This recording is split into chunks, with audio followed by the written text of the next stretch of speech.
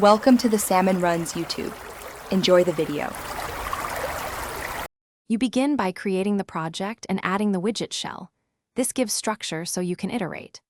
Once done, implement an app widget provider subclass and a simple remote views layout XML. This defines what users see and why it must be lightweight. Make sure to register the provider in the manifest with the widget metadata file that sets min width / min height and update period millis, because those values govern host sizing and refresh behavior. Now you have the minimal running widget scaffold to build upon. You now wire behavior into the shell by populating remote views and handling lifecycle callbacks. First, set content via set text view text and set image view resource, then attach pending intent actions to make buttons interactive.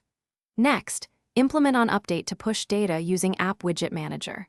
Update App Widget and use partial updates when only one view changes to save resources. Make sure to support different sizes in the widget XML and provide alternate layouts for density.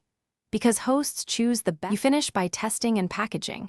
Install the app, add the widget from the launcher, and verify interactions. Once done, validate update timing and replace frequent update period millis with Work Manager for battery-friendly background work. Make sure to implement on deleted and on disabled to clean resources. If things go wrong, check a DB logcat immediately for exceptions and ensure permissions, exported flags, and pending intents are correct. That single check resolves most common issues quickly and gets your widget stable. Thanks for watching. Consider subscribing if we helped you.